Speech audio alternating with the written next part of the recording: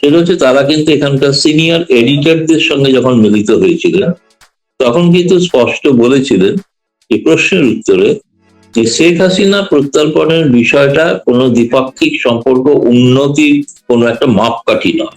এই আইনটা যদি থেকে থাকে, ভবিষ্যতে অন্য কোনো সরকার এলে এই আইনের দ্বারা বিএনপিকেও নিষিদ্ধ করে দিতে পারে। ফলে এই আইনটি আমার কাছে মনে হয়েছে এটা ড্রাফটিংটা দেখা উচিত ছিল আর কি, বলে আমি যা বিলটার কপিতে যা বুঝেছি আর কি। আওয়ামী লীগ নিষিদ্ধ হতে পারে, কিন্তু জামায়াত ইসলামীও নিষিদ্ধ হতে পারে যদি মনে হয় সন্ত্রাসবাদী কার্যকলাপে যুক্ত কোনোভাবে। ফলে তখন তার জবাবে ভারত সরকারের মুখপাত্র যিনি বলেছেন, আমরা প্রত্যেকটা বিষয়ে নজর রাখছি, আর বাংলাদেশের ভারতের যে নীতি ছিল সেই নীতি থেকে তারা বিচ্যুত হননি, সেটাও তারা পরে পররাষ্ট্র মন্ত্রণালয় যারা সাধারণত সাংবাদিকরা কভার করে তাদেরকে জানিয়ে দেওয়া হয়েছে যে ভারত মনে করে এখনো ইনক্লুসিভ রাজনীতি বাংলাদেশে হোক এবং ইনক্লুসিভ পলিটিক্স হোক, যার অর্থ হচ্ছে আওয়ামী লীগের একটা স্পেস দেওয়া উচিত এবং স্পেস দেওয়াটার ক্ষেত্রে ভারত সরকার চান যে একটা স্পেস দেওয়া হবে, কিন্তু সেটা কিভাবে হবে না হবে সেটা পরবর্তী বিষয়। আসসালামু আলাইকুম দর্শক, আপনার সাথে আমি আতিক রহমান পূর্ণিয়া শুভেচ্ছা জানাচ্ছি আমাদের পূর্ণিয়ার খোঁজ পূর্ণিয়ার ভিউ ইউটিউব চ্যানেল ফেসবুক পেজের এই লাইভ অনুষ্ঠানে। আমাদের সঙ্গে যুক্ত আছেন, আপনারা দেখতে পাচ্ছেন দিল্লি প্রেস ক্লাবের সাবেক সভাপতি এবং আমাদের দুই বাংলারই দুই দেশেরই ভারত এবং বাংলাদেশের পরিচিত মুখ রাজনৈতিক বিশ্লেষক গৌতম লাহিড়ী। দাদা, আপনাকে প্রণাম জানিয়ে শুরু করছি আজকের এই অনুষ্ঠান। নিশ্চয়ই ভালো আছেন। আমি আপনার কাছে এবারের আলোচনায় যে জিনিসটি জানতে চাই সেটা আমরা গতকাল দেখেছি আমাদের পররাষ্ট্র মন্ত্রণালয়ের মুখপাত্র তিনি বলেছেন যে শেখ হাসিনা তাকে ফেরত দেওয়ার বিষয়টি বিবেচনাধীন।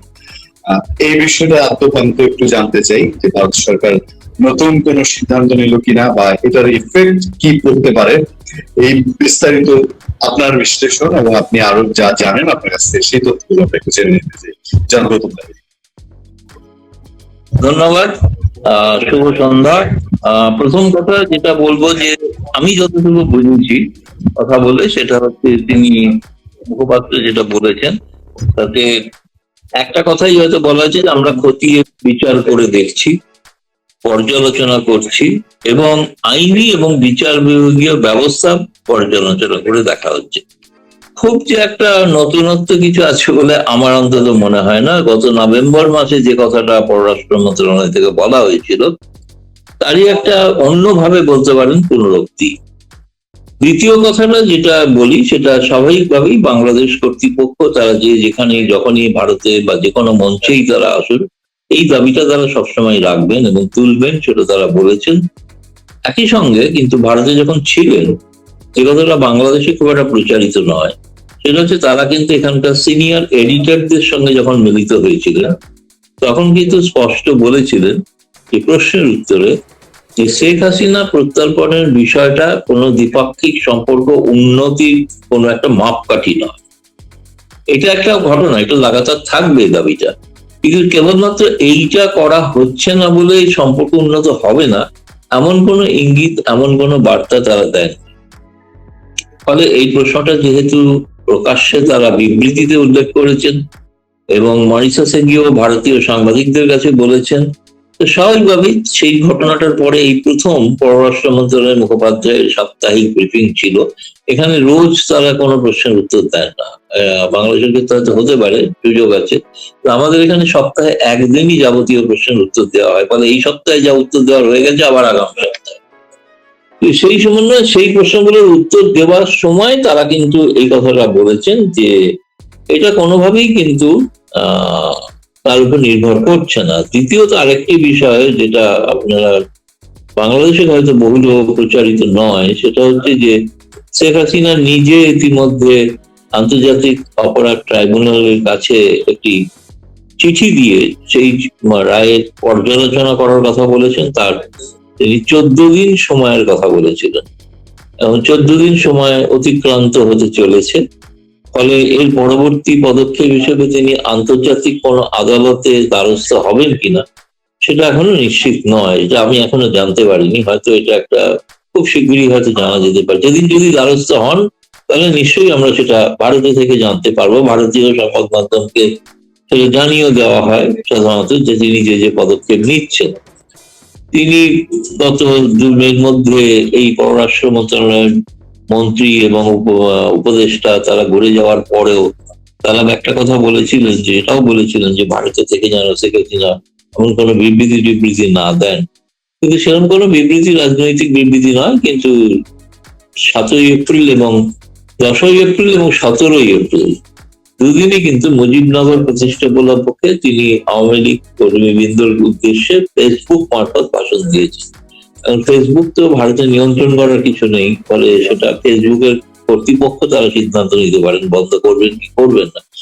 ফলে এক কথায় আমি যেটা বলতে পারি, এর অর্থে এই নয় যে খুব অদূর ভবিষ্যতে শেখ হাসিনাকে ভারত বাংলাদেশের হাতে তুলে দিচ্ছে, এটা যারা ধারণা করছেন তাদের ধারণাটা ভুল। আমি এই কথাই বলতে পারি। জি দাদা, আমি আরেকটু জানতে চাবো যে মানে ভারত সরকার কি এই বিষয়ে ইনভেস্টিগেট করা বা আরো বিভিন্ন পক্ষের সঙ্গে কথা বলা, সেই পক্ষ কি আওয়ামী লীগ পক্ষ আছে, সেই পক্ষ কি বাংলাদেশের সরকার বা সরকারের বাইরে আর কেউ আছে, এরকম কথা বলার কোন পরিপ্রেক্ষিত চলছে কিনা? কিন্তু সব পক্ষের অর্থে আওয়ামী লীগও একটা পক্ষ, ফলে তাদের সঙ্গে কথা বলে তারপরে এই বিষয়ে সিদ্ধান্ত হবে আর কি। যদি আইনি বিচার প্রক্রিয়া ছাড়াও সব পক্ষের সঙ্গে কথা বলা হবে, সব পক্ষের মধ্যে যারা যারা আছেন তারা প্রত্যেকে। এবং যে কথাটা আমি এটাও বলছি যে এই যে ধরুন আওয়ামী লীগের ক্ষেত্রে যে নিষেধাজ্ঞা রয়েছে এক্সিকিউটিভ অর্ডারে, আর যে আইনটি আনা হয়েছে, যে আইনটির দ্বারা কোনো ব্যক্তি বা গোষ্ঠী তাকে সন্ত্রাসবাদী আখ্যা দিয়ে নিষিদ্ধ করা যেতে পারে, সেখানে কোনো রাজনৈতিক দলের কথা নাম নেই, কিন্তু ইঙ্গিত আছে যে এর দ্বারা যে কোনো দল হতে পারে। আমি তো এটাকে ইন্টারপ্রেট করছি যে আমি জানি না এটা বিএনপি কিভাবে নিচ্ছে। দাদা, আমরা আপাত দৃষ্টিতে যা দেখতে পাচ্ছি যে আওয়ামী লীগের জন্য এখনো রাজনীতির দুয়ার ওপেন হতে অনেক দূর মনে হয় আমাদের কাছে, যে অনেক দূর। সেক্ষেত্রে কয়েকটা আলাপ বাংলাদেশের ভিতরে প্রচলিত আছে এবং চলছে, বিভিন্ন জায়গায় এই আলাপগুলো চলছে। সেটা আমি বলছি যে যেহেতু ভারতের বাংলাদেশের আওয়ামী লীগের অনেকে এখন অবস্থান করছেন শেখ হাসিনা সহ, সেই জন্য প্রসঙ্গটা আপনার সঙ্গে দিলাম। প্রথমত হচ্ছে আমাদের সাবেক স্পিকার শিরিন শারমিন চৌধুরী, উনি আওয়ামী লীগের অনেক নেতাও এখন জেলে, কিন্তু তিনি খুব দ্রুত হঠাৎ করেই আমরা বলি যে তাকে উদয় হয়েছেন। উনি কোথায় ছিলেন, কিভাবে ছিলেন, উনি অনেক আলাপ তিনি মুক্তি পাওয়ার পরে অনেকের মধ্যে আলোচনা শিরিন শারমিন চৌধুরী দিয়ে আবার একটি আওয়ামী লীগ, অথবা এটাও শোনা যাচ্ছে যে দিল্লি থেকে আওয়ামী লীগ রিফর্মের কোনো কাজ চলছে। এ ধরনের কোন নিউজ আছে কিংবা সংবাদ আছে? এটা সম্পূর্ণ আমি অস্বীকার করতে পারছি না, আমারও কানে এসেছিল যে একটা ভাবনা চিন্তা আওয়ামী লীগ নেতৃবৃন্দের মধ্যেও আছে, নেই যে তা নয়। সেটা হচ্ছে যে কিভাবে নতুন আওয়ামী লীগ, ধরুন 17ই এপ্রিল যে মুজিবনগরে যে সরকার শপথ নিয়েছিল, তখন তো শেখ মুজিবুর রহমান জেলে ছিলেন, তিনি তো ছিলেন না, দেশে ছিলেন না। তার অবর্তমানে একজন অস্থায়ী রাষ্ট্রপতি হয়েছিল, এটি অস্থায়ী প্রধানমন্ত্রী হয়েছিল, ক্যাবিনেট তৈরি হয়েছিল শেখ মুজিবুর রহমান। এখন প্রশ্নটা হচ্ছে যে তিনি ছিলেন না, যেহেতু জেলে ছিলেন, তিনি একজন অস্থায়ী রাষ্ট্রপতি। এখন একটা ভাবনা চিন্তা থাকছে, এরকম প্রস্তাব যে যায়নি এরকম কিছু নয়, এরকম প্রস্তাব নিয়ে ভাবনা চিন্তা হচ্ছিল না যে তাও নয়, যে একটা অস্থায়ী কোনো কমিটি তৈরি করে কাজ করতে দেওয়া করার কথা। কিন্তু যে জিনিসটা যত স্পষ্ট বলা হচ্ছে না, একটা কথা বলেছেন পররাষ্ট্রমন্ত্রী এবং পররাষ্ট্র উপদেষ্টা এখানকে, যে শেখ হাসিনাকে কখনোই গ্রহণ করা যাবে না, কিন্তু তার পরিবর্তে যদি অন্য কেউ দায়িত্ব নেন তখন আওয়ামী লীগকে বিচার করা যেতে পারে। এক, দুই হচ্ছে তারা বলেছে যে নিষেধাজ্ঞা প্রত্যাহার করতে যদি তারা আবেদন করেন আদালতে, আবেদনকারীও হতে হবে শেখ হাসিনা ছাড়া অন্য কাউকে, এবং অন্য কেউ করবে তখন তারা বিবেচনা করে দেখতে পারে। এখন সেই বিষয়টা সিদ্ধান্ত শেখ হাসিনা নেবে, তাই না? ইতিমধ্যে শেখ হাসিনা নিজে আন্তর্জাতিক ট্রাইব্যুনালের কাছে তিনি তার আপিল করেছেন, হয়তো আন্তর্জাতিক ক্ষেত্রে করতে পারেন।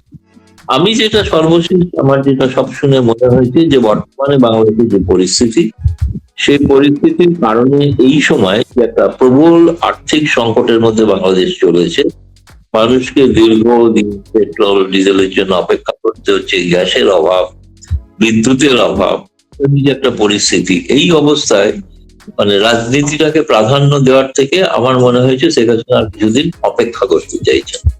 এই পরিস্থিতিটা কোন দিকে যায়, কোন দিকে দাঁড়ায়, কি অবস্থা বাংলাদেশের আভ্যন্তরীণ পরিস্থিতিতে দাঁড়ায়, আপনি যেগুলো শুনছেন, আমরা বাইরে থেকে তো এটাও শুনছি যে বাংলাদেশে কি জানি না আবার একটা কোনো অঘটন ঘটবে কিনা এই আর্থিক সংকটকে কেন্দ্র। সেটাও কিন্তু আমাদের ভারতের বেশ কিছু গোয়েন্দাদের কাছে একটা সতর্ক বার্তা আছে। ফলে একটা অনিশ্চিত পরিমণ্ডলে একটা পার্টি সংগঠনকে তৈরি করা বা খাড়া করাটা, যার নিষেধাজ্ঞা রয়েছে যার উপরে, সেটা করাটা কতটা বাস্তবসম্মত হবে। ফলে সেই বিষয়টা একটু অপেক্ষা করে দেখার বিষয়।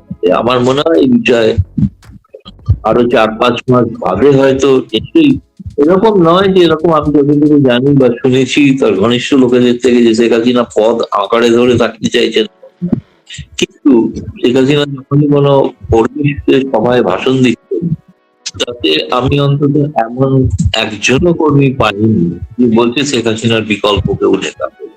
তিনি এখনো তার দলের কাছে গ্রহণযোগ্য, এখনো আমার মনে হয় তৃণমূল স্তরের মানুষের কাছে গ্রহণযোগ্য। ফলে এই অবস্থায় তিনি যদি দেশের স্বার্থে বা দলের স্বার্থে কোনো সিদ্ধান্ত নেয়, সিদ্ধান্ত নেওয়ার সময়ের জন্য আমার মনে হয় আরো বেশি দিন অপেক্ষা করতে হবে। তাহলে আমি সবশেষ যে প্রসঙ্গটা জানতে চাই আপনার কাছে আজকের এই সংক্ষিপ্ত অনুষ্ঠানে, সেটা হলো আমাদের পররাষ্ট্রমন্ত্রী খলিলুর রহমানের ট্যুর। সেই ট্যুরে এটা নিশ্চিতভাবে একটা পজিটিভ কিছু আছে। আপনার দৃষ্টিতে এই ট্যুরটা কতটা ফলপ্রসূ হয়েছে, যেটুকুই হয়েছে, অনানুষ্ঠানিক বলি বা যে পর্যায়ে বলি, কতটুকু ফলপ্রসূ হয়েছে বলে আপনার দৃষ্টিতে মনে হচ্ছে? দেখুন, এইটার মধ্যে ওই ভিজিটটার মধ্যে মানে অনেক বেশি মানে দৃষ্টিভঙ্গির ফারাকটা খুব স্পষ্ট ছিল, এটা ছিল না যে তা না। বা যখন আপনার পররাষ্ট্রমন্ত্রী যখন ভারত সফর করছেন, তখন তারা বলছেন এটা হচ্ছে শুভেচ্ছা সফর এবং স্টপ ওভার। তিনি স্থগিত, ওখানে ভারতের থেকে অন্যত্র যাবেন, তাই ভারতে থাকতে হচ্ছে। এই সুযোগে তিনি মিলিত হচ্ছেন, কিন্তু ভারত সরকার কিন্তু সেরকম বলেনি। ভারত সরকার বলেছেন এটা সরকারি সফর, মানে ভারত সরকার তাকে সম্পূর্ণ যা প্রোটোকল দেওয়া যে অনুযায়ী পররাষ্ট্রমন্ত্রী করলে যা যা হয় থাকে, তাইগুলো প্রায় সবগুলোই হয়েছে, হয়নি তা না। আর বাংলাদেশের আগ্রহ ছিল অনেকগুলো, মূলত এই মুহূর্তে দুটি বিষয় প্রধান আগ্রহ ছিল, তিনটি বিষয় দুটি বাংলা ভেঙে বলা যায়। একটা হচ্ছে তারা চাইছেন বাংলাদেশের মানুষ যে প্রবল, যারা বিশেষ করে ভারতে চিকিৎসার জন্য যেতেন, সেই মেডিকেল ভিসাটা খুব সংকুচিত হয়ে গিয়েছে।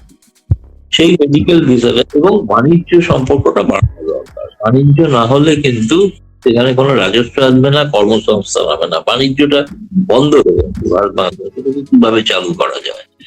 ফলে এই দুটো বিষয় তার সঙ্গে ছিল যেটা, সেটা হচ্ছে বাংলাদেশের এই মুহূর্তে যে বিদ্যুৎ এবং জ্বালানি সংকট, তারা তো চেয়েছেন, প্রকাশ্যেই বলেছেন, তারা জ্বালানি মন্ত্রীর সঙ্গে দেখা করেছেন, কিন্তু কোনো কারণে বাণিজ্য মন্ত্রীর সঙ্গে তাদের সাক্ষাৎকার হতে পারেনি। কিন্তু তারা যে যেগুলো চেয়েছিলেন তাদের প্রয়োজনীয়তাটা অনেক বেশি ছিল, এবং প্রয়োজনীয়তা ছিল বলে তারা ভারতে এসেছেন। পাছে বাংলাদেশে কোনো ভিন্ন বার্তা যায়, মনে হয় যে ভারতের কাছে আবার আত্মসমর্পণ করছে, সেই জন্য তারা একটা শুভেচ্ছা সফর বলে এটাকে ডিসক্রাইব করেছে। আমরা কিন্তু সরকারি, ভারত কিন্তু সরকারি সফর বলেছে। এবং সেই সফরে আপনি যদি বলেন, আমি বলবো যে সবটা নীতিগত তেমন নয়, কারণ যে যোগাযোগটা করবে তাদের যে আগ্রহটা, একটা কথা কিন্তু ভারতের পররাষ্ট্রমন্ত্রীর বিবৃতিতে বলা আছে স্পষ্ট যে ভারত আগ্রহী এগিয়ে নিয়ে যাওয়ার জন্য, কিন্তু সেটা বিভিন্ন ব্যবস্থাপনার মাধ্যমে সেগুলো হোক। মানে কেউ দেখা করলেন পরে কালকে একটা সিদ্ধান্ত হয়ে গেল কিছু একটা, সেরকম হচ্ছে না। এই দু দেশের মধ্যে 72 না 73টা যৌথ ব্যবস্থাপনা আছে, মেকানিজম আছে, জয়েন্ট ওয়ার্কিং গ্রুপ, সেগুলোর একটা একটা করে বৈঠক শুরু হোক। সেই বৈঠক হয়তো খুব শীঘ্র কোন একটা, হয়তো যৌথ নদী কমিশনের বৈঠক হয়তো সেগুলো শুরু হতে পারে, যৌথ সীমান্তরক্ষী বাহিনীর বৈঠক হয়তো শুরু হতে পারে। ভিসা ব্যবস্থার ক্ষেত্রে আমি বলছি, পর্যটন ভিসা এখনো দেওয়ার ব্যাপারে কোনো সিদ্ধান্ত হয়নি বা হচ্ছেও না, কিন্তু মেডিকেল ভিসা যাতে বাড়তে পারে, বিজনেস ভিসা যাতে হয়, সেটা আমার মনে হয় এই পশ্চিমবঙ্গ আসামে যে নির্বাচন প্রক্রিয়া চলছে চলে, তখন হয়তো সেটা হলেও এইটুকু হবে, শুরু হতে পারে। তবে এর জন্য আমাদের মনে হচ্ছে, আমি বলবো না যে সবটা নেগেটিভ, একটা যোগসূত্র স্থাপিত হলো নতুন সরকারের সঙ্গে। নির্বাচিত, ভারত বলেছিল নির্বাচিত সরকার হয়ে যেই ক্ষমতা আসুক তার সঙ্গে সম্পর্ক রাখা হবে, সেটার সংরক্ষণ আপনারা স্পষ্ট দেখতে পেয়েছেন। সেই তারেক রহমানের শপথ গ্রহণ অনুষ্ঠানে ভারতের স্পিকার প্রোটোকল অনুসারে নাম্বার 3 তিনি গিয়েছিলেন, তিনি প্রধানমন্ত্রী নিয়ে গিয়েছিলেন। তো ভারতের তরফ থেকে আগ্রহটা দেখানো হয়েছে যে আমরা সম্পর্ক রাখতে আগ্রহী। তো সেক্ষেত্রে পুরনো অতীত যেগুলো কালো টুকু সেগুলোকে উপেক্ষা করেই আমরা চাই নতুন ভাবে নতুন সম্পর্ক।